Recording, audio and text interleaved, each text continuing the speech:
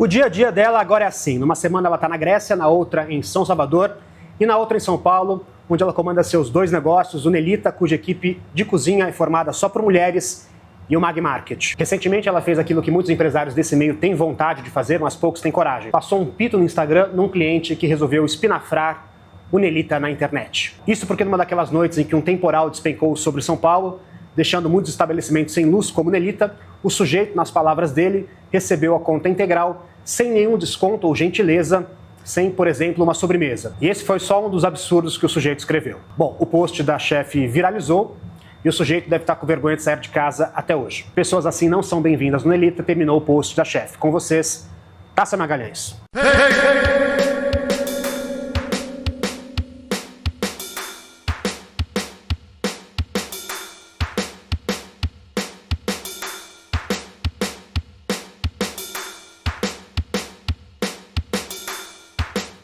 Este videocast é um oferecimento do Resposta, a maior plataforma de pesquisa e experiência do cliente e CRM do Brasil. É utilizada pelas melhores marcas e gestores que acreditam em dados e na fidelização por meio de experiências.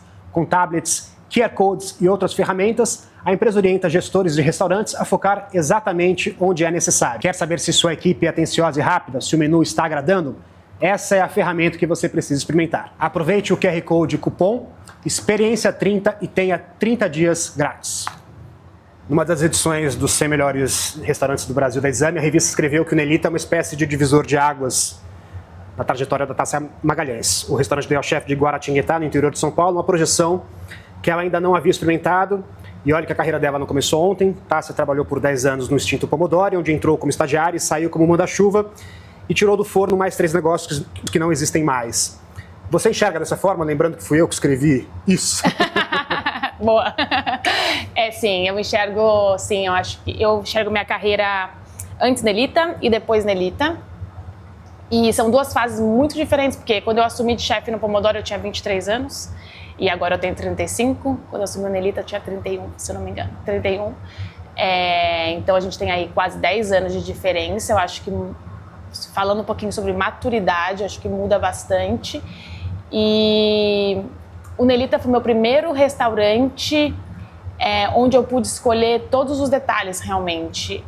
Eu fiz o riso, esse que você falou que não existe mais, eu fiz o riso, mas o riso era uma pegada que eu queria ir para uma coisa completamente diferente do que eu fazia no Pomodoro, para não existir nenhum tipo de comparação, até eu estar 100% preparada para ter algo semelhante ao que eu fiz no Pomodoro. E eu queria que fosse uma coisa que superasse o que eu tinha feito no Pomodoro. Então, eu acredito que sim, foi um divisor de águas na minha carreira. E que você acha que representa o Nelita na sua trajetória? Assim? Eu acho que o Nelita representa, para mim, o mais forte que tem dentro do Nelita é sobre esse ponto de eu querer realmente formar mulheres, sabe? Para mim é muito importante quando eu identifiquei o Nelita como, se você é uma mulher na gastronomia, começou muito nova, existem vários tipos de, não diria só preconceito, mas coisas que as pessoas subestimam mulher dentro da gastronomia profissionalmente. Então eu encarei isso como, isso não vai ser um problema para mim e eu quero mostrar para outras mulheres que não teremos esse problema. Então o Nelita para mim hoje é isso, me defino como Pomodoro eu era uma menina e Nelita eu sou uma mulher. A cozinha aqui é formada só por mulheres. Qual o significado disso e o que é isso que você gostaria que não se repetisse e não se repete aqui? Que você, enfim, imagino que você está falando de um machismo que ainda persiste nesse meio. De que forma ele se manifesta? Eu acho que não é nem só um machismo, aquele machismo que o cara vai, ou ele dá uma cantada, ou ele se engraça com a mulher, assim. Primeiro, quando eu acho que o machismo que eu mais senti foi quando as pessoas me subestimavam como cozinheira, como chefe de cozinha, por achar que eu cheguei onde eu cheguei ou estou chegando onde eu gostaria de chegar, pelo fato de ser menina, usar artifícios de beleza ou sensualidade, ou que isso me fizesse chegar em algum lugar, e não pelos meus méritos de acordar todo dia cedo, trabalhar, estudar, viajar, igual um homem, entendeu? Então, assim, isso pra mim era o que mais me incomodava. E eu quis mostrar que ter uma cozinha de mulheres, mulher não precisa só estar na confeitaria. Eu comecei na confeitaria, porque eu queria confeitaria. Mas eu identifico que mulher não necessariamente ela precisa estar só na confeitaria ou no lugar de manger. Mulher pode estar na chapa, mulher pode estar no fogão. E eu posso ter uma cozinha dominada por mulheres em todas as partes, onde eu tenho a produção feita por 3 mulheres, onde eu tenho panelas pesadas ali, onde eu tenho produção de caldos. E que uma cozinha de alta gastronomia, uma cozinha onde precisa de técnicas, uma cozinha onde tem muitos detalhes, ela pode ser feita 100% por mulheres. E mulheres podem chegar ao topo sendo boas profissionais. Muito comum em vários meios você falar assim, não, mas tem um trabalho pesado, então a mulher não... Existe isso, esse discurso velado, de certa forma, na gastronomia também? Existe. Infelizmente existe. E eu não estou falando de muitos anos atrás, não. Depois que eu abri o Nelita mesmo, eu escutei pessoas dentro do Nelita, profissionais, colegas, que não percebem que estão falando isso de uma maneira ruim, acham que é normal.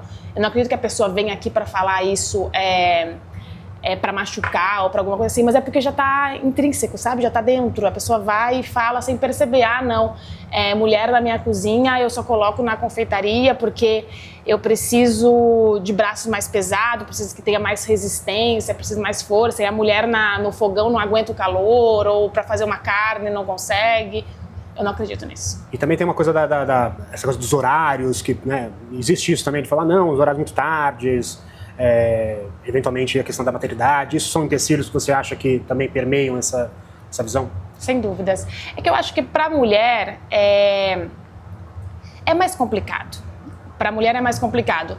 Eu acho que para a mulher, assim, a pessoa fala, poxa, mas eu tenho essa questão, pensei sempre muito sobre isso. Putz, eu vou engravidar, e como que eu vou fazer? Vou ter que deixar um pouco a cozinha, e minha carreira. Para o homem é muito mais fácil, porque o homem pode ter filho, a mulher vai estar lá cuidando do filho, nessa parte da gestação e tudo mais, e o cara vai continuar, a carreira dele está continuando, ele não precisa dar uma pausa na carreira dele para ele se dedicar àquilo. E eu acho que tem muitas mulheres hoje em dia que são cozinheiras profissionais fodas e conseguem conciliar tudo isso e mostra que sim, dá para fazer e que a gente não precisa se limitar a isso, sabe? O que foi imposto pela sociedade não é realmente verdade. Pessoalmente, qual foi o episódio mais constrangedor que você viveu por conta desse machismo? Na verdade, eu não tive muitos episódios assim dentro de cozinha. Mas eu tive um que aconteceu quando eu estava cozinhando para um evento, onde existiam vários homens, tinham vários homens na cozinha nesse momento. Eu era a única mulher na cozinha, e a pessoa que estava organizando o evento estava muito estressada, e exatamente a única pessoa que ele foi falar, mas falar muito alto e desrespeitando, de uma maneira que eu fiquei, assim, muito assustada, porque eu estava com a minha funcionária do lado, uma menina bem mais nova que eu, e eu vendo aquilo acontecer, o cara falando muitas coisas pra mim, eu comecei a ficar muito vermelha, muito nervosa, e eu pensava só, meu Deus, que tipo de exemplo eu tô passando pra ela? Mas falando o quê, por exemplo? Isso importa de falar? Ele começou a apontar o dedo, eu pedi uma louça. Eu tinha pedido uma louça e ele estava muito nervoso, ele chegou e falou, não, nenhum funcionário meu vai ficar lavando louça aqui pra você, se vira com o que tem. E começou a gritar comigo e apontar. E de todos os chefes que estavam ali, que são super meus amigos, eu era a única que tinha escolhido minha louça antecipadamente. E a minha louça não estava lá. E aí ele começou a gritar, e com todo mundo que não tinha nem participado da reunião, não tinha nem ido pra reunião, ele não falou com ninguém, eram só homens. Ele começou a gritar e ele colocava o dedo no meu rosto e falava muito, muito, muito alto, e ele era bem alto. Ele deveria ter 1,80 m e eu assim. E aí eu respirei fundo, foi a primeira vez que eu me lembro de ter acontecido alguma coisa desse jeito. Todo mundo ficou meio horrorizado e todo mundo ficou em choque, na verdade. E aí eu respirei fundo, falei pra ele abaixar a voz dele, que eu não desrespeitava pessoas mais velhas que eu, porque realmente ele era muito mais velho que eu, que era essa educação que eu tinha recebido, que ele precisava parar, que ele tinha passado dos limites dele. E aí ele ficou meio sem entender, porque eu acho que ele esperava algum outro tipo de reação, que eu fosse brigar, que eu fosse fazer qualquer tipo de escândalo, e esse não é meu perfil. Eu acho que eu coloquei ele no lugar dele, ele saiu da cozinha. Nesse momento, os meninos que estavam comigo Eles tomaram as minhas dores, eles me protegeram mesmo. O Catarina foi um que foi lá falar com o cara, tirou o cara da cozinha, pediu pro cara sair, foi pra boqueta, assumiu ali a responsabilidade.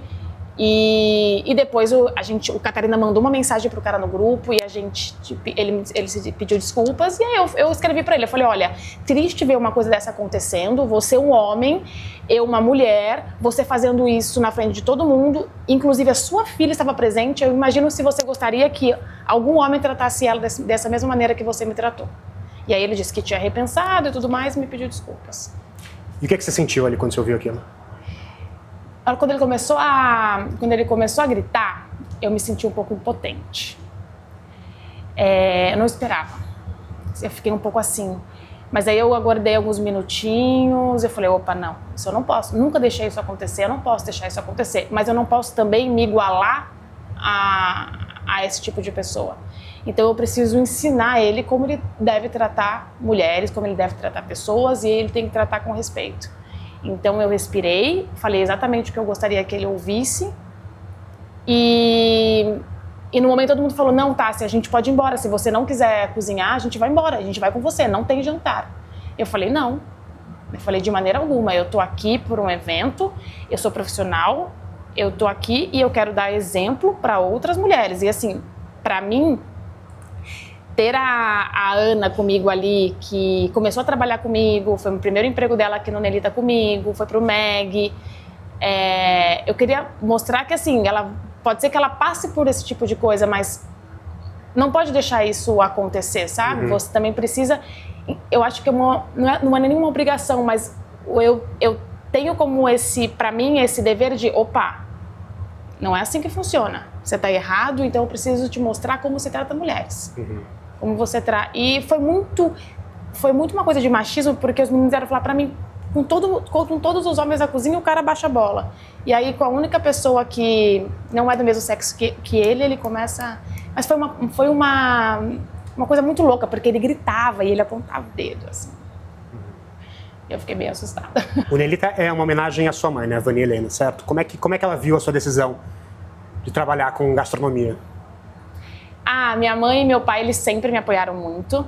E eu tava para começar direito, só que eu sempre gostei de cozinhar.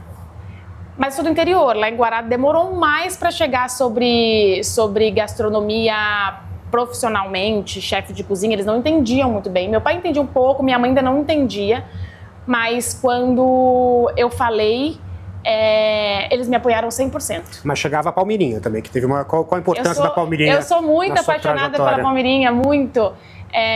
Fui muito apaixonada por ela quando chegava do colegial e eu assistia e aí tentava fazer as receitas em casa, confesso que algumas não davam muito certo, mas assistia muito, anotava tudo, fazia. E eu sempre fui muito para esse lado da confeitaria, eu sempre gostei muito do lado dos doces e foi através da Palmeirinha mesmo, porque eu assistia esses programas e ainda tava fazendo em casa. Mas minha mãe sempre me apoiou muito. E quando eu decidi abrir o Nelita e colocar o nome dela, foi porque, como eu queria fazer um trabalho com mulheres dentro da cozinha e eu queria fazer um trabalho com mulheres dentro de restaurantes, cozinha profissionais, nada mais justo do que colocar o nome da mulher. Para mim, foi a mulher mais guerreira que eu conheço, uma mulher batalhadora. Minha mãe veio de uma casa de 7 mulheres, onde acredito que 6 são empreendedoras. Eu tenho só uma única tia que não tem seu negócio próprio. A minha avó sempre teve mercearia. Então é uma família de muitas mulheres e que me inspiraram muito, que são muito inspiradoras para mim. E minha mãe, ela é muito batalhadora. E sua mãe fazia o quê? Com que ela ganhava vida? A minha mãe tem salão de beleza. Sempre teve, desde que eu nasci, acho que foi o único trabalho dela, assim. E seu pai? O meu pai já faleceu e meu pai morava em São Paulo. E meu pai conheceu minha mãe porque meu pai, ele era representante da L'Oréal. E aí eles se conheceram no salão. E seu pai chegou a conhecer no Nelita? Não. Meu pai não conheceu o Nelita, meu pai faleceu em 2018, eu abri o Nelita em 2021. Mas quando eu abri o Riso, meu pai estava no hospital, internado, e eu fiz um arroz que chama Birubira, que era o carro-chefe do Riso e saía muito em homenagem ao meu pai, porque ele chamava Ubirajara e a gente chamava ele de Bira. Como é que foi a sua infância em Guaratinguetá? Eu acho que a infância no interior é a melhor infância que você tem, né? Porque Eu tinha muitas primas. Imagina que na casa da minha mãe são 9 filhos. E cada um, minha mãe acho que foi a única que teve 3, mas cada um teve 2. Então era tudo muito pertinho, tudo de 1 em 1 ano. Então sempre na casa da minha avó. Eu lembro que às 6h30 da tarde a gente chegava do colégio, todo mundo junto, então eu tinha que sentar. Minha avó tem uma mesa na sala, que é muito, na cozinha, que é muito grande. Se eu não me engano, são 12 ou 14 lugares. E aí, então sentava todo mundo, meu avô preparava sopa, e eu confesso que eu não gostava muito de sopa. E aí eu fui desenvolvendo isso, e hoje uma das coisas que eu mais gosto dentro da cozinha são os caldos. E a gente sentava todo mundo junto para tomar esses caldos que meu avô fazia. Não, pra mim a infância em Guará era... Qual que é a memória mais antiga que você tem da infância? Mais antiga? Não sei, mas o que eu me lembro muito da minha infância é a gente comendo içá, formiga, tanajura. E eu fui agora pra Guará no domingo, e aí eu trouxe... sempre outubro e novembro tem essa época de içá, de formiga. Eu não sei se vocês... Aqui em São Paulo vocês não comem muito isso. Não, só notar. E é formiga com farinha. E assim, isso água a minha boca. E das minhas tias, da minha mãe, minhas primas, minha avó. Então acho que uma das minhas memórias que são bem marcantes pra mim é tostando a formiga, porque você tosta a formiga na manteiga, no azeite. Só que isso incendeia o quarteirão todo. E lá em Guará, o quarteirão mora praticamente minha família toda. Porque o meu avô, ele teve 9 filhos e ele foi comprando e foi colocando todo mundo um do lado do outro, sabe? Então mora todo mundo muito perto. E aí minha avó fazia o içá, e aí ia colocando a farinha de mandioca, tostando. Pra mim isso assim, é muito marcante. E eu fui pra lá agora, trouxe pras meninas provarem. A maioria não tinha provado. Eu falei, como assim? Isso é tão normal, é tão comum. E eu adoro. Só que assim, fica uma semana com o cheiro... É muito forte, mas é muito bom. E você imagina como teria sido sua carreira se você fosse pelo direito? Eu gosto de falar bastante, argumentar muito. Não sei como teria sido, eu acho que eu nem consigo imaginar. Me apaixonei muito pela cozinha. Eu nunca parei pra olhar o outro lado, sabe? Mas é uma profissão que eu admiro bastante. E você consegue identificar qual que é o maior barato para você desse meio? Assim, é surpreender os clientes, é fazer dinheiro, estar com a casa cheia, ver clientes voltando? O que te passa nas cabeças? Assim, gosto desse negócio, por quê? Eu gosto de estar na cozinha. Eu gosto muito de estar na cozinha, muito, muito. Eu gosto de estar ali com as meninas. Para mim, é muito gratificante quando eu crio um prato e a gente prova e todo mundo fala assim, será? E de repente a gente vai provando e... eu acho que essa parte é mais legal pra mim. E depois essa parte de criação, de provar, e depois quando eu consigo passar isso pro cliente, tem um prato que eu fiz um Nelita nesse menu, que é um linguine com cenoura. Ele parece meio, tipo, quando a gente fez a primeira vez, todo mundo, será? Cenoura? Porque eu sempre penso no prato, eu escrevo e depois a gente faz o teste. E hoje eu acho que assim, é um dos pratos que eu mais gosto, porque ele é muito simples, mas a gente consegue unir o dulçor da cenoura com a salinidade das ovas e aquela untuosidade que vai com o purê que eu coloco ali na fermentação. Então, para mim, quando eu vejo o cliente provando aquilo, eu fico pensando se na cabeça dele passa a mesma coisa que passa na minha cabeça quando eu estava provando o prato, sabe? Então, eu gosto muito disso, sem dúvidas, para mim, é estar na cozinha.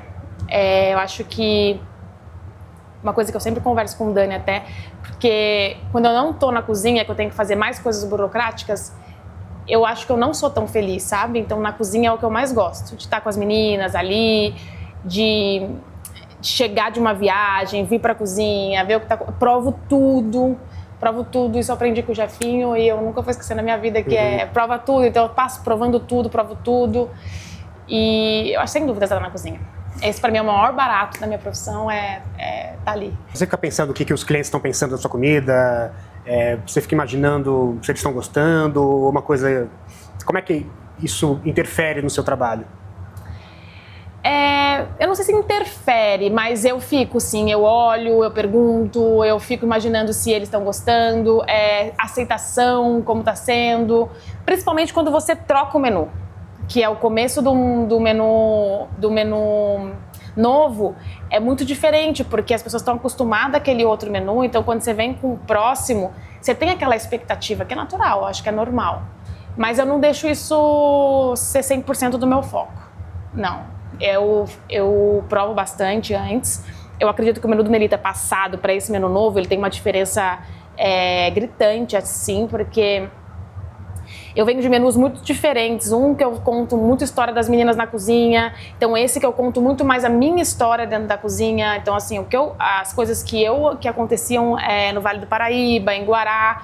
E eu tentei conciliar muito essa parte de arte com tudo isso. Então não só no sabor, eu pensei também nas cores, nas formas. Então teve muitas coisas ali que foram complexas para esse menu sair.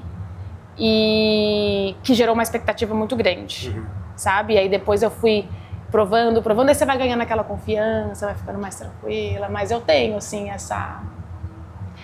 eu gosto de saber o que o outro lado, sabe? Eu não tenho isso, não, é o que eu penso e acabou. Não, eu gosto de saber o que o outro lado tá achando, quais são as sugestões, pra mim é importante. Se um prato volta, como é que você sente? Se um prato volta, como eu sinto... Primeiro eu tenho que provar para ver se está tudo bem, o que aconteceu, porque todo mundo está sujeito a errar e corrigir o erro. Mas se não tenho muito... Se o cliente não gostou, legal, mas... É difícil voltar por não gostar. Muito difícil isso acontecer. Normalmente, se um prato volta, poxa, errou um pouco sal, ou a massa, o cliente acha que está muito al dente, ele quer um pouco mais cozida, E aí eu tento atender a expectativa do cliente. Mas já aconteceu isso do cliente, não gostei? Já aconteceu. Já aconteceu, sim. Poxa, aí eu tento entender, mas o que ele não gostou? Ele quer, não, pode... Porque assim, pode ser que a expectativa do cliente sobre o que ele está lendo é uma coisa, e quando chega... é completamente diferente o que ele desenhou na cabeça dele. Então também tem que entender isso, se ele não gostou porque tem algo de errado com o prato ou se as expectativas não foram alinhadas, entendeu? Eu esperava, eu vi que está escrito isso no menu, esperava uma coisa e veio um prato mais adocicado do que eu imaginava. Então eu preciso entender o porquê ele não gostou, porque daí a gente consegue direcionar ele para uma linha de prato, para um prato que vai atender o que ele quer naquele momento. Porque também tem isso, tem momento do que a pessoa está... o que ela quer comer. Menu degustação é muito mais difícil isso acontecer, porque é uma sequência. Como é que a gente trabalha com os dois, que é muito maluco, não sei onde eu estava com a cabeça quando eu realmente falei... Só no balcão. Que eu quero fazer degustação só no balcão e à la carte, então isso pode acontecer, sim. Como é que você descreve esse momento da sua trajetória? Você tem viajado bastante, como é que você vê esse momento da sua carreira? Eu viajei muito. Ano passado eu acho que foi o ano que eu mais viajei. Esse ano eu viajei um pouco menos. Esse ano eu fiz viagens diferentes, vamos dizer assim. Fiz viagens diferentes. Fui pela primeira vez cozinhar na Grécia, em Londres, então foi muito, muito especial. Eu tento olhar essa fase da minha carreira como uma oportunidade para eu conhecer pessoas, uma oportunidade para eu evoluir, uma oportunidade para eu conhecer lugares, para eu conhecer cozinhas diferentes. Então, assim, eu nunca tinha ido para a Turquia e eu fui para a Turquia com uma turma muito legal, onde eu conheci trabalho de pessoas que eu nem imaginava que eu conheceria. Então, eu tento aproveitar isso da melhor forma possível. Mas eu sempre tento conversar com o Dani muito sobre isso, porque... eu também quero estar presente na cozinha do Nelita, eu quero estar aqui com as meninas, para mim é muito importante estar com elas, então eu tento sempre conciliar. E por isso que esse ano eu tentei organizar viagens onde eu não ficasse o tempo todo viajando 2, 3 dias e volta, porque eu acho que para a criação, para estar com as meninas, você precisa desse tempo, é muito importante. Então eu tento conciliar as coisas da melhor forma possível. Às vezes não é fácil.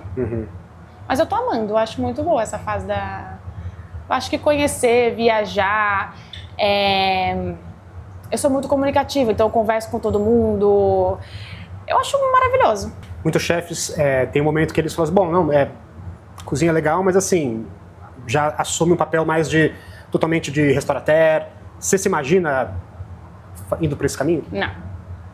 Não me imagino. Eu não é esse meu biotipo. Eu acho sensacional os chefes que conseguem fazer isso. Eu já pensei em ir por esse lado, mas não sou eu. Não sou eu. Eu sou muito mais cozinheira do que administrativo, ir para o administrativo, ir para essa parte de conseguir ter inúmeros restaurantes. Não, essa não sou eu. E é normal, porque tem uma hora na profissão, pelo tempo de profissão, que você começam a surgir as coisas, e aí você tem que definir. Eu tenho inúmeros propostas para abrir restaurantes, investidores, vários, sempre tive. Aqui no Nelita, então, tanto de pessoas que chegam querendo abrir em Nelita Goiânia. em um monte, exato, em vários lugares, é assim, impressionante. Não passa disso, das duas mãos, é muita gente, para inúmeras consultorias, para isso, mas não é o meu perfil, sabe? Eu tenho que entender o que me faz feliz, o que realmente eu quero, e esse é um ponto que para mim está muito bem definido hoje. Eu cheguei a pensar muito, mas eu não me vejo indo para esse lado. Não me vejo. Eu não sei, a gente não pode falar que nunca, mas eu hoje, no momento que eu tô, não me enxergo indo para esse lado. Assim. E o Pomodoro, o que representa na sua carreira? Você ficou muito tempo lá, Jefferson Rueda teve uma participação lá também. Como é que isso repercute na sua carreira? E como é que foi esses 10 anos, assim, um restaurante que se assumiu, né? O Pomodoro foi minha escola. O Pomodoro, eu tenho que agradecer a ele sempre. A fase que a gente trabalhou juntos, eu e o Jefferson, para mim, sem dúvida, foi a fase mais importante da minha vida, porque foi meu começo, foi onde eu entendi tudo.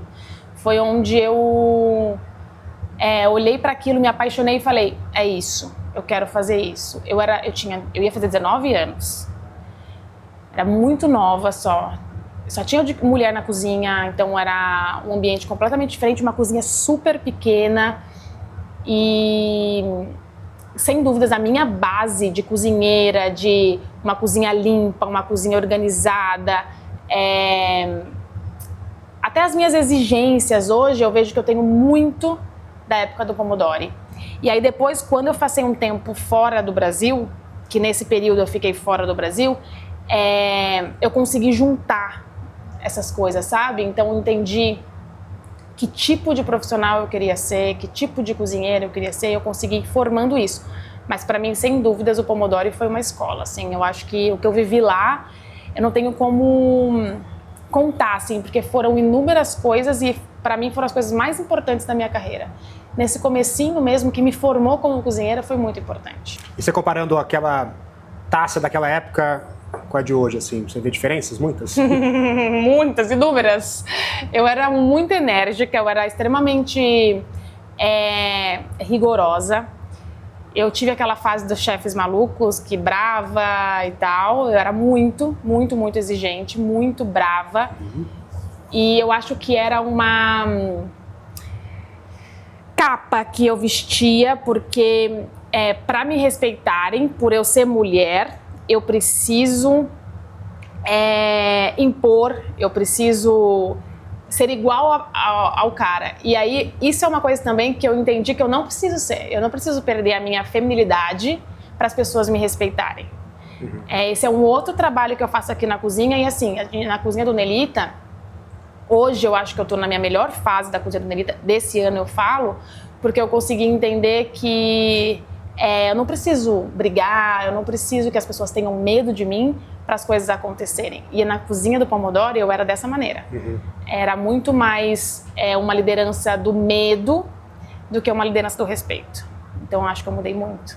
E assim, a maturidade ela é muito importante, né? Você vai amadurecendo, e sem dúvidas eu sou outra pessoa. Como profissional, muito diferente. E dessa temporada no exterior, você passou pelo Gerânio, passou pelo Nômade, do que mais você lembra dessa época? Eu passei pelo Hotel da Inglaterra e foi uma experiência para mim muito, muito boa, porque eu nunca tinha passado por cozinha de hotel. E ali eu entendi muito como funcionava essa parte de produção em alta escala. Uma das cozinhas que eu mais gostei de passar na Dinamarca foi a do Cadô, que quando eu fui para lá, em 2000 2010, depois eu voltei em 2013. Ia no Cadô, passei em 2013. Quando eu fui em 2013, ainda não era tão conhecido. Hoje todo mundo conhece muito bem. Mas foi uma cozinha para mim que é o tipo de cozinha que eu gosto. Pequena. Eles faziam uma comida impecável, mas sem muitas firulas. E aquilo me chamava muita atenção. Eu acho que foi a cozinha que eu mais aprendi, porque era 100% aberta, muito, muito organizada. Ali, para mim, eu aprendi muitas coisas importantes. Eu acho que o chefe tá dentro da cozinha, o chefe fazia faxina junto, o chefe participar de tudo. Então a gente sentava no café da manhã, fazia tudo como seria o dia, todo mundo conversava, o chefe estava ali junto. Isso para mim foi uma outra escola, sabe? Então foi muito importante. Não era fácil, porque o trabalho lá era muito pesado, muito pesado. Eu me lembro que um dia eu estava no Gerânio e eu já tinha passado pelo Pomodoro, já tinha passado com o Jefferson, já tinha passado com todo mundo ali. Sempre trabalhei 2 horários, então chegava de manhã, saía de madrugada, chegava de manhã, saía de madrugada. Isso nunca foi nenhum problema pra mim. Mas eu lembro que um dia eu tava na cozinha do Gerânio e eu tava exausta, porque assim, não para. E aí eu lembro que eu fui pro banheiro, respirei, dei uma choradinha, limpei o rosto, voltei, bora, vamos lá. E aí continuei trabalhando, mas foi muito gratificante. Eu fui entendendo o tipo de cozinha que eu queria ter, me baseando exatamente nisso, porque eu não tive outras experiências profissionais dentro do Brasil, eu só trabalhei no Pomodoro. Então eu fui entendendo que eu me apaixonei pela base da cozinha italiana, mas não necessariamente eu queria fazer uma cozinha italiana como a gente já tinha aqui em São Paulo. Eu queria que o Nelita ele trouxesse um pouco desse frescor, trouxesse um pouco desse uso de vegetal, dessa delicadeza, e eu peguei muito isso na Dinamarca, porque acredito que nos países nórdicos eles usam muito isso. Então eu queria muito trazer esse tipo de cozinha. E aí eu me defini assim. Dá pra dizer que você viralizou recentemente com um post no qual você passa um pito num cliente que veio aqui, um daqueles dias que teve, enfim, São Paulo teve um temporal, Nelita ficou sem luz, e basicamente o sujeito reclama que ele recebeu a conta, enfim, como normalmente acontece, mas reclama que não teve nenhuma gentileza, que não teve uma sobremesa. Como é que você se sentiu ao ler essa reclamação? Pra mim, ele foi uma pessoa abusiva.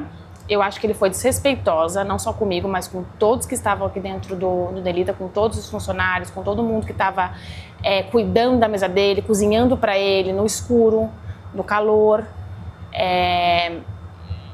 com velas. E quando aconteceu, para contextualizar tudo que aconteceu, quando acabou a luz, era bem no comecinho do movimento. Eles tinham acabado de sentar. Então, assim, ninguém estava comendo já. A pessoa tinha opção, ela poderia ir embora, ninguém tinha obrigado a ficar. Todo mundo que estava sentado, se eu não me engano, a gente tinha umas 25 pessoas na casa, 24 a 25. Isso aconteceu, era 7h30 da noite. Então estava todo mundo sentado e passamos em todas as mesas para entender se a pessoa queria continuar ou não. Ele demonstrou que não sabia se ficaria. Ele falou, não sei se eu fico. Mas aí o Dani foi na mesa, perguntou para ele falou, não, a gente vai ficar mesmo. E era uma mesa que estava bem ali pertinho de mim, assim. E eu estava fazendo o menu degustação, começando o menu, eu estava no primeiro prato do menu degustação, na minha frente. E era uma pessoa, assim, elogiando muito, falando, caramba, olha, vocês continuam... Porque imagina, na cozinha, sem coifa, sem nada, qualquer barulho que você faz, não tinha música. Então, assim, qualquer barulho, o cara do menu degustação elogiando muito, falando, olha, vocês, mesmo sem nenhum outro tipo de som, vocês continuam fazendo um trabalho assim. Tava todo mundo se esforçando ao máximo para entregar para as pessoas que optaram por estar dentro do restaurante. E a gente tem um protocolo aqui no Nelita que quando é aniversário de casamento, alguma data comemorativa, não era exclusivamente para ele, mas para todas as pessoas que têm essa data comemorativa e que está no Nelita, a gente sempre oferece como cortesia para a pessoa brindar uma taça de espumante, sempre. Então, essa pessoa que escreveu, ela já tinha recebido uma cortesia, pelo aniversário dele, eu acho que era isso. Mas ele não satisfez, porque ele queria uma cortesia pelo fato dele estar sentado no Nelita e ter ficado no Nelita no escuro. Se a gente for parar para pensar, foi o maior caos que aconteceu na cidade, todo mundo ficou sem luz. Tem pessoas que ficaram ainda muito mais tempo sem luz. E ele comeu, foi tudo bem, foi uma das últimas mesas a sair. Não foi que ele comeu com pressa, foi uma das últimas vezes a sair, eu lembro exatamente o que ele tinha pedido. E aí saiu, não falou nada, tranquilo, foi ótimo. Comeu tudo, foi perfeito, ele foi embora. Quando ele chegou na casa dele, porque foi no mesmo dia, ele escreveu aquele texto. E assim, não é que ele escreveu no Instagram privado do Nelita e gostaria de uma resposta nossa. Ele pegou o mesmo texto e copiou e colou no Google com uma estrela e num comentário na última foto do Nelita, porque ele queria expor aquela situação. Ele queria expor o Nelita. E isso pra mim foi o mais triste, porque por isso eu achei que ele foi uma pessoa abusiva. Ele não simplesmente colocou aquele comentário com o Nelita pra tentar, mesmo sem nenhuma base, sem fundamento nenhum, porque quem lê aquela crítica percebe que não tinha nenhum fundamento, não tinha nada que a gente tivesse feito de errado que pudesse gerar alguma crítica colocando uma estrela em tudo, porque ele colocou uma estrela em tudo. Mas eu respirei, foi um final de semana difícil, todo mundo sem luz, funcionária minha passando por dificuldade, a gente perdendo um monte de insumo aqui, todo mundo tendo que vir pegar, tinha que conseguir gelo, não podia abrir as câmaras frias, porque se abre, começa a perder temperatura, aquela coisa, aquela movimentação, Gestão de crise. Eu nem parei para pensar no final de semana. E aí as pessoas que cuidam das redes sociais mandando lá no grupo, gente, o que a gente responde? Eu falei, ninguém responde nada.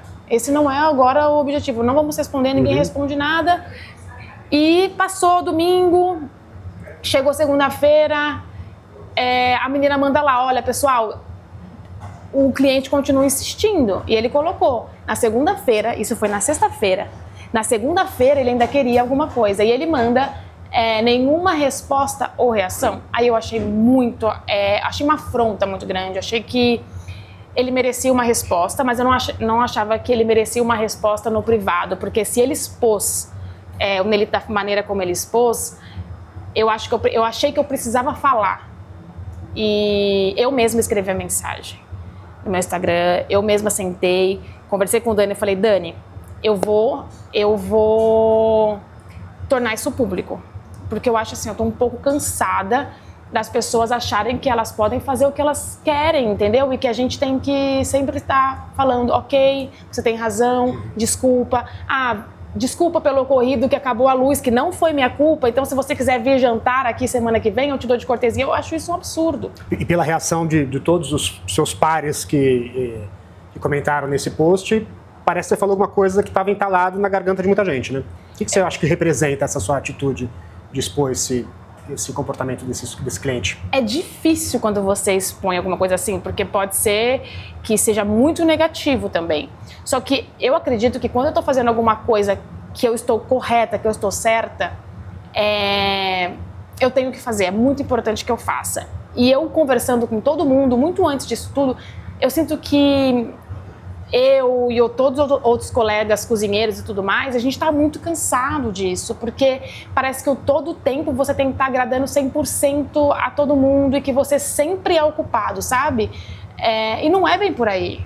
Não é assim que funciona. A gente está aqui, tem 1 milhão de coisas que acontecem nos bastidores que o cliente chega e ele não faz nem ideia. Ele nem entende que você está com a equipe montada para abrir e um pouco antes de abrir a casa, a pessoa não vem, ou acaba a luz, ou você tem qualquer outro problema que você tem que estar resolvendo e as pessoas não estão nem aí, elas não querem entender o outro lado. Então eu acho que sim, é importante a gente falar, sim, é importante as pessoas terem a consciência do que acontece dentro de um restaurante, que não é tão fácil assim, e eu não acho que o cliente sempre tem razão. Eu não acho que o cliente sempre tem razão. Não acho. Eu acho que a gente chegou um momento que a gente precisa colocar isso. Nem sempre ele tem razão. E como foi o caso dessa pessoa que veio aqui, eu não acho que ele estava com razão. Então eu acho que a gente tem que ter a humildade suficiente de quando a gente erra, pedir desculpas, tentar corrigir o erro, que é natural. Mas quando a gente não está errado, a gente precisa também mostrar que, opa, o outro lado está passando dos limites. E eu acho que ele passou dos limites. Comparando com outros lugares, que é muito conhecido, eu já vi isso, e é sempre impressionante, assim. Lembro de Nova York, um cara falando, não, vou te servir. Uma postura, assim, que parece que no Brasil ainda tem uma coisa muito de eu estou pagando, uma coisa até talvez, não sei se, heranças mais antigas do Brasil, de você ter uma coisa de você quase estar ali, uma postura de por que eu estou pagando, eu tenho direito a tudo. Você vê a diferença isso em outros países? Você vê que a gente está atrasado nesse sentido? Eu acho que até o brasileiro mesmo, porque o brasileiro aceita tudo quando ele está fora do próprio país. E quando chega aqui, ele quer ser de uma forma diferente. Eu acho que, na verdade, a gente precisa se impor mais, mostrar que isso é uma profissão, né? Não é, tem que levar mais a sério a nossa profissão, tem que levar muito mais a sério. A gente tem que respeitar o nosso funcionário, porque quando você aceita tudo, você mostra que você não está respeitando o seu garçom. Eu vou te contar uma história que eu nunca contei para ninguém fora, e aconteceu aqui no Nelita, eu estava relembrando ela com as meninas da cozinha. Aconteceu em 2021 ou 2022, foi logo no começo do Nelita. Eu estava com um casal aqui, 2 homens, e eles chegaram, tinham pedido por mensagem, eu não sei se foi por WhatsApp, que eles queriam que tivesse uma vela na sobremesa no final. Uhum. O Daniel não estava aqui nesse dia, eu estava na cozinha, a minha gerente de sala, uma mulher nessa época, e toda gentil e tudo mais. E aí nisso estava aqui, isso aconteceu aqui na frente, eu estou na cozinha, não tenho muito acesso ao que acontece aqui. E eu estou escutando no rádio, gente, olha, a mesa tal tá muito problemática, tudo ele faz um escândalo, ele reclama, tudo que chega não tá bom, papapá. Eu falei, gente, eu não vou na mesa, não vou me estressar, Lívia, resolve isso, tal. Eu nunca contei isso pra ninguém. Aí, quando chegou no final da conta, eu estou lá no caixa com a Débora, que era minha subchefe na época. A gerente chegou e ela chegou com uma caixinha de conta. Ela abriu assim e falou, olha isso, o cliente é amassado, conta. Antes ela falou, olha, Tássia, a gente levou a sobremesa, mas ele fez um escândalo porque não tinha ido a vela que ele tinha pedido no WhatsApp.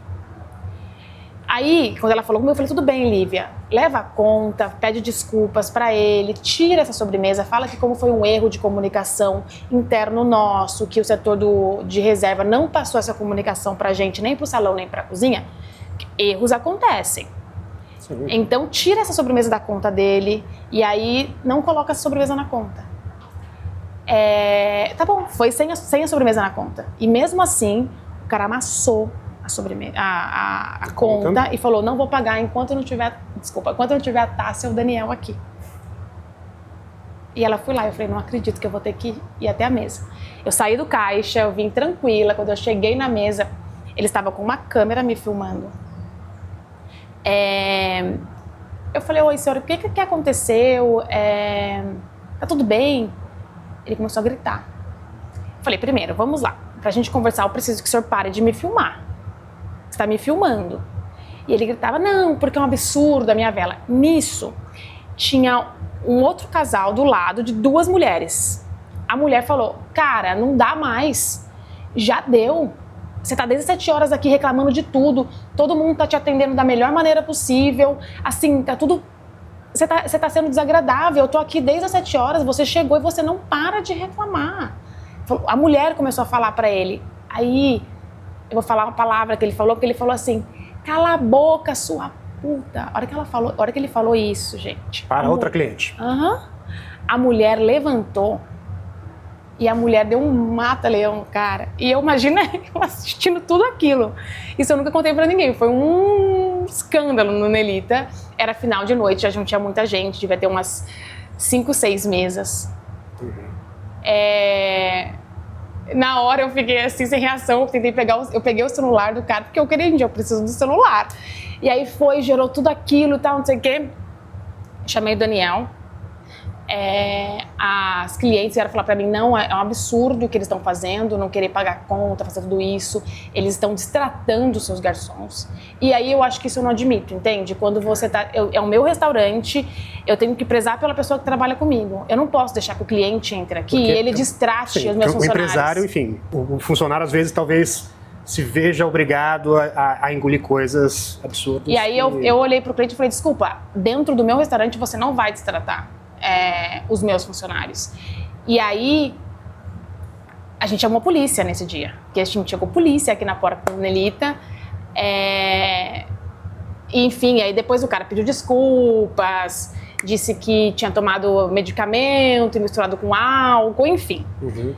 Mas assim, são situações que a gente não pode deixar acontecer, porque o cliente não vou nem te perguntar qual foi a noite mais difícil, que eu acho que foi essa. Essa foi assim, já faz tempo, foi bem no começo do Nelita, naquela época que o Nelita tava assim, uma loucura. E não sei, pra mim, o cliente que vem assim, ele vem mal intencionado. Porque amassar a conta, pedir pra eu vir na mesa, me filmar, pra mim isso é mal intencionado. Ele não pode fazer um negócio desse. Eu não posso achar normal. Eu não posso simplesmente pedir desculpas pro cara e falar, tá bom, então você vai pra sua casa, a conta é por minha conta. Sim, não posso fazer isso. São insatisfações da vida dele que ele tá projetando em algo que não tem nada a ver com a história dele. Eu já tive um cliente que sentou no bar e falou assim, eu não quero comer aqui porque o barman que usa brinco tá me incomodando. Eu não gostei do brinco dele. Eu falei, então tá bom, então você pode pegar, senhor, e comer em outro lugar. Porque eu não posso aceitar que você chegue aqui e desrespeite o meu funcionário. Sim. Sabe? Então, assim, eu aprendi bastante isso com o Dani, porque ele fala, precisa impor limites. Apresenta o Dani, a gente tá falando do Dani, ninguém, pra quem não conhece. O Dani é meu marido e meu sócio, e eu acho que a gente tem essa fusão muito boa, porque o Dani, ele vem muito dessa parte corporativa e eu só tenho a base de restaurante. Aquele livro do Yogidara fala muito isso, da fusão entre o corporativo e o restaurante, que são mundos completamente diferentes e tem que juntar os dois para ter esse equilíbrio. Eu acho que eu aprendi muito isso com o Dani, porque eu sou da escola que você abaixa sempre a cabeça. Que a gente foi treinado para servir. Sim. E você tem que falar sim, senhor, não, senhora, sim, senhor, não, senhora. E uma coisa que o Dani me ensinou é que não é assim que funciona. Você tem que entender. Se você está errado, você precisa corrigir seu erro. E se você tiver que pedir desculpas, por isso você pode pedir desculpas sim. Mas se você não está errado e aquela pessoa está passando dos limites e abusando, sendo abusiva, você tem que colocar os limites para ela e entender, poxa, não é assim que funciona. Então eu fui aprendendo muito isso. E está sendo bom. Você já fez análise ou faz análise? Sim, faço. Eu e Dani. Mas é muito importante. A gente faz juntos e faz separados. Junto e separado. Importante, eu trabalho junto, não tem como, né? Sim, trabalhar tem junto. Tem uma dinâmicas extras aí. Exato, né, exato. Você se sente invejada por colegas de profissão? Você está num super momento, premiações. Por outro lado, eu vejo uma relação muito próxima sua com muitos chefes dessa geração. Não, eu não me sinto invejada. Eu acho que é muito forte, né? Mas eu não me sinto. Eu tenho uma relação boa com todos os chefes. Tenho uma relação boa com chefes também de fora do Brasil. Mas eu não me sinto invejada. Eu acho que a gente precisa cada vez se unir mais e ter muito menos esse negócio de disputa, sabe? Eu acho que se você se concentrar no seu trabalho, isso é muito importante. Eu leio bastante e eu leio muito sobre esse negócio de ego, porque eu acho que o ego ele pode ser seu maior inimigo. E às vezes muito elogio, se você acredita muito elogio, se você acredita muito naquilo que está falando, você leva aquilo muito como verdade e aí você se perde também. Então eu tento focar muito mais no meu trabalho do que nessa outra parte, sabe? Para não me desvirtuar. Eu estava até pegando umas fotos que a Débora da Documento tinha pedido para mim, do passado lá, da época da Dinamarca, do Pomodori. E aí eu peguei umas matérias que tinha na época que eu assumi o Pomodori. E é engraçado, porque o título era chefe de 23 anos, que recebe vários prêmios. Eu tive essas duas fases da minha vida mesmo, porque quando eu assumi o Pomodoro eu comecei a receber um monte de prêmio naquela época. E aconteceu a mesma coisa agora no Nelita. Então eu sempre tento pensar e entender que na minha vida são fases. Restaurante é fase também. É muito mais sobre o seu trabalho. Cada ano que passa é sobre aquele trabalho que você está fazendo. Então, não sei, eu não me sinto. Como é que você acha que as pessoas te enxergam? Difícil isso. Muita gente me enxerga muito nova. Eu não sou muito nova assim. Eu até falei isso, eu falo isso em algumas matérias, em algumas entrevistas, que às vezes eu acho isso um pouco pejorativo. Ah, não sei, não, no próximo ano eu acho que ela é muito jovem ainda. Ah, não, ela ainda é muito nova. E eu tenho 16 anos de carreira de cozinha. No sentido de estar crua, é isso? Estar crua, sim. Acho que hoje as pessoas me enxergam mais como inspiração. E para mim, o mais importante é como as pessoas que estão entrando na gastronomia, que estão buscando a gastronomia, me tenham mesmo como inspiração e que eu possa ajudá-las a chegar onde elas querem. Acho que isso para mim é o mais importante. Esse é o meu objetivo, realmente. É o que eu falo com as meninas, é que eu quero que elas entendam que elas podem chegar onde elas querem chegar. E isso é muito importante, independente do sexo. Na sua opinião, o que é melhor, falhar ou nunca tentar? Falhar, sem dúvidas. Sem dúvidas. O erro, ele te ensina, né? Você aprende. Nunca tentar não tá no meu... Não, eu tento sempre. Falhar é muito, muito importante e eu acho que ele é uma forma de aprendizado. O que é sucesso para você? Difícil essa pergunta, mas eu acho que eu definiria meu sucesso como... estar feliz dentro daquilo que eu tô fazendo, sabe? Porque se você tá ganhando um monte de prêmio, tá sendo reconhecida por determinadas coisas, mas não está feliz naquilo, eu não defino isso como sucesso. Na verdade, eu defino isso como fracasso. Você já viveu isso? Eu já vivi isso, sim. Já vivi lá atrás. E eu acho que isso também faz parte desse autoconhecimento. Eu acho que a terapia também ela ajuda muito nisso. Então, eu acredito que você se conhecer melhor é mais fácil de você definir o que é sucesso para você. Porque sucesso é muito relativo. Para mim é uma coisa, para você é outra. E a gente tem uma maneira de definir a palavra sucesso como uma coisa só. E eu não acredito nisso. Qual que é o seu maior medo profissional? Eu não diria que ele é agora, mas eu sempre tive esse medo antes. Puxa, se eu engravidar, como eu vou fazer? Se eu engravidar, eu vou ter que ficar fora da cozinha. E como que eu faço para isso? Hoje eu não tenho mais esse medo. Hoje eu acho que capacitar pessoas e confiar em pessoas ela é muito importante. Então não tenho esse medo mais. E o meu medo profissional hoje eu acho que eu não sei... Ficar fora da cozinha mesmo, sabe? Perder isso, de estar ali, esse encanto de ficar na cozinha. Eu não queria perder isso nunca. Eu me enxergo velhinha dentro da cozinha. E o maior medo da vida? Da vida? Acho que é ficar sozinha. Ficar só. Se dedicar muito à vida profissional e esquecer a vida pessoal. Então, acho que hoje eu tenho muito claro que a vida pessoal ela é muito importante, a profissional ela tem que fazer. Já trouxe o marido para o negócio, já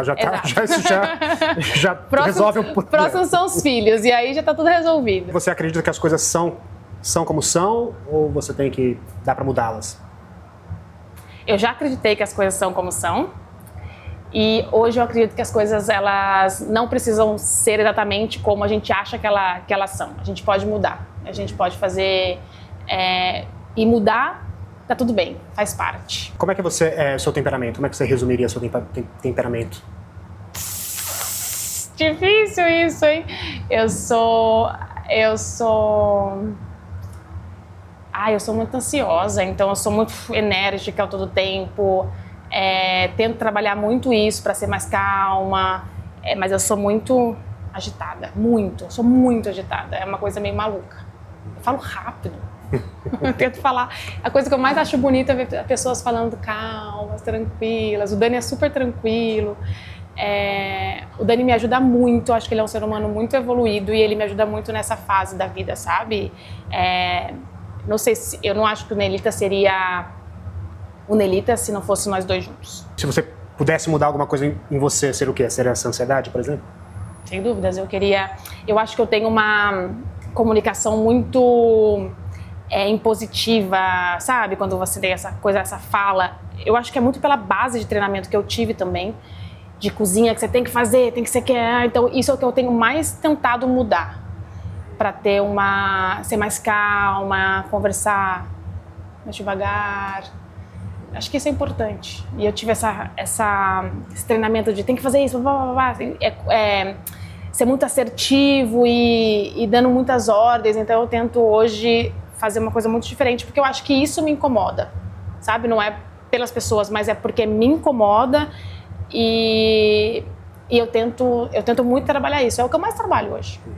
E agora uma pergunta do Resposta, que apoia esse podcast.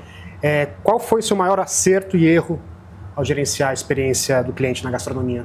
Eu acho que erro, muitas vezes, é você não saber impor os limites mesmo, como a gente falou, ou ceder a tudo. Hoje eu vejo de uma maneira diferente, e eu já fui essa pessoa que sempre cedia tudo e ele tem razão e pronto. Eu acho que não funciona, não é assim. Não é assim na vida. Eu sou uma pessoa que tem muita dificuldade de falar não. É um ponto que eu trabalho bastante também. E eu acho que de acerto é que, assim, para mim, quando o cliente ele entra no seu restaurante, a gente está falando de São Paulo, que tem inúmeros restaurantes. Quando ele escolhe estar no seu restaurante, você tem que se sentir privilegiado por isso. Então, é fazer com que a experiência do cliente seja a melhor possível, não ultrapassando os limites. Acho que o acerto é esse. E a gastronomia, e a gente está trabalhando para isso. E acho que isso é muito importante. Obrigado pela entrevista. Obrigada, eu que agradeço. Foi muito legal.